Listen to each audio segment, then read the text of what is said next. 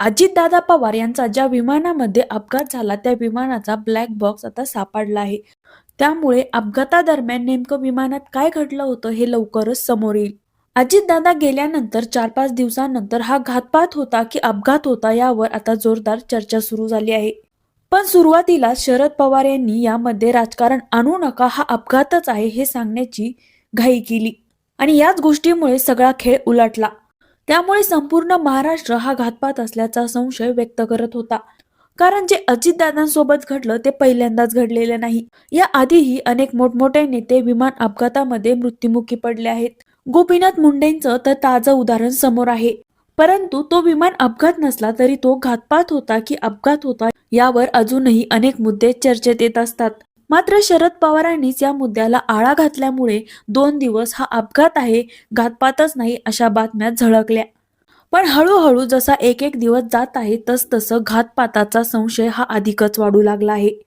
अमोल मिटकरी यांनी 5 प्रश्न उपस्थित केले. वैमानिक वारंवार का बदलला गेला? जर धावपट्टी सरळ सरळ दिसत नव्हती किंवा दृश्यमानता कमी होती तर मग सीसीटीव्ही फुटेज इतके क्लिअर कट कसे आले?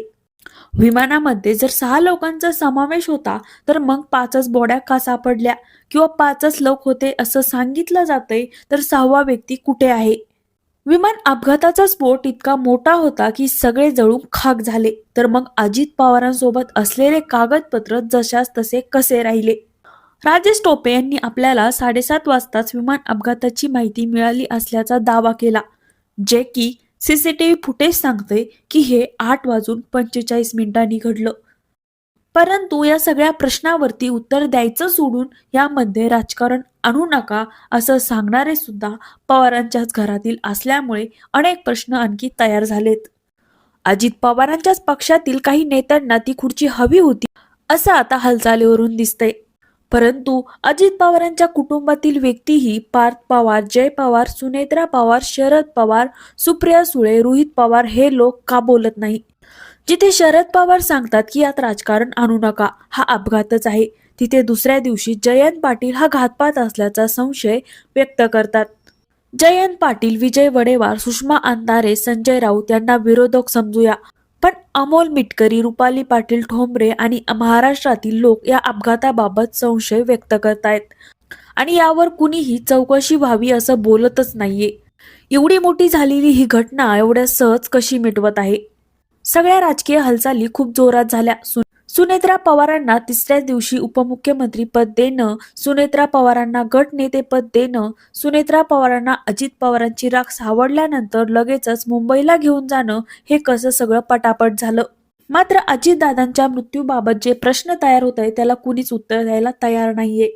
आत्ताच्या राजकीय हालचाली बघायच्या म्हटल्या तर प्रफुल्ल पटेल, सुनील तटकरे यांच्या हालचालीवरून हे समजतं की अजित पवारांच्या जाण्यानं कुठे ना कुठे या नेत्यांना सुद्धा फायदा होणार होता. अशा चर्चा आता मीडियावरती बघायला मिळतायत. 12 तारखेला विलिनीकरण होणार होतं हे ठामपणे जयंत पाटील सांगतात, शरद पवार सांगतात, शशिकांत शिंदे तर अजितदादांच्या अस्तीची शपथ घेऊन सांगतात. पण तरीही प्रफुल्ल पटेल, सुनील तटकरे यावर बोलायला तयार नाहीयेत. नरहरी झिरवाळ हे सुनेत्रा पवार उपमुख्यमंत्री पदाची शपथ घेतील, राष्ट्रवादी कुणाची असेल याआधी विलिनीकरणावर बोलतात. परंतु नरहरी झिरवाळांना सुद्धा शांत केलं जातंय. त्याऐवजी प्रफुल्ल पटेल, तटकरे, भुजबळ, मुंडे यांना समोर आणलं जातंय. आणि ही तेच लोक आहेत की जे अजित पवारांच्या पक्षात राहून एक दुसरा गट तयार करत असल्याच्या काही दिवसापूर्वी मीडियावरती चर्चा होत होत्या. 12 तारखेचे विलिनीकरण प्रफुल्ल पटेल, तटकरे यांना तर नकोच होतं, पण त्यासोबत फडणवीसांनाही नको होतं. हे सांगण्यासाठी सुद्धा फडणवीसांनी तात्काळ पत्रकार परिषद घेतली. विलिनीकरणावर बोलू नका, चर्चा करू नका, ही वेळ कोणती आहे हे सांगणारेच विलिनीकरण करायचं असेल तर आधी आमच्याशी बोला हे ठणकावून सांगतायत. याचा अर्थ असा निघतोय की 12 तारखेचे विलिनीकरण होऊ नये किंवा ते होऊच द्यायचं नाही यासाठी प्रयत्न केले गेले. संपूर्ण महाराष्ट्राचं असं म्हणणं आहे की शरद पवारांनी जर हा अपघात आहे, घातपात नाही हे सांगण्याची जर घाई केली नसती तर कदाचित अजित पवारांचा घातपात झालाय की अपघात यावरती जरा जास्त लक्ष देता आलं असतं. परंतु आता हा अपघात झाला कसा? 6 लोक होती पण 5च लोक कशी मिळाली? कागद का नाही जळाली? पायलट का बदलला गेला? सुनेत्रा पवार यांनी लवकरात लवकर उपमुख्यमंत्री पद हे का स्वीकारलं? कारण सुप्रिया सुळेंची देहबोली बघता राष्ट्रवादी त्यांनी आपल्या हातात घेतली असती. म्हणून सुनेत्रा पवारांना उपमुख्यमंत्री होणं गरजेचं होतं. परंतु सुनेत्रा पवारांना फक्त उपमुख्यमंत्री पद दिलंय. राष्ट्रीय अध्यक्ष त्या झालेल्या नाहीत किंवा राष्ट्रवादीच्या मालकीनही त्या झालेल्या नाहीयेत.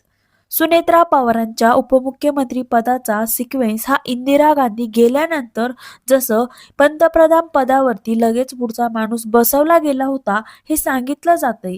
पंतप्रधान पद हे संविधानिक आहे, घटनात्मक आहे.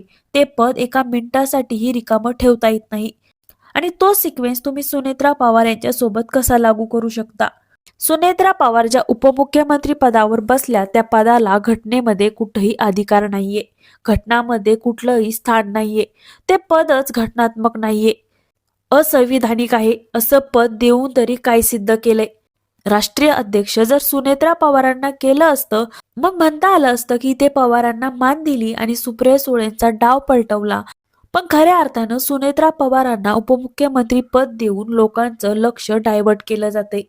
या मुद्द्यावरती जोवर अख्खा महाराष्ट्र बोलत राहणार नाही तोवर या मुद्द्याचं उत्तर मिळणार नाही. तुम्हाला काय वाटतंय? शरद पवारांनी हा अपघात आहे, घातपात नाही सांगण्याची घाई केली का? आणि तीच घाई आता अंगलट आली आहे का? सुनेत्रा पवारांना असंविधानिक उपमुख्यमंत्रीपद देऊन प्रफुल्ल पटेल राष्ट्रीय अध्यक्ष होण्याच्या तयारीत आहेत का? या सगळ्याबद्दल तुमचं काय मत आहे हे कमेंटमध्ये नक्की कळवा. आणि आपला विषय चौकातला या यूट्यूब चॅनलला नक्की सबस्क्राईब करा.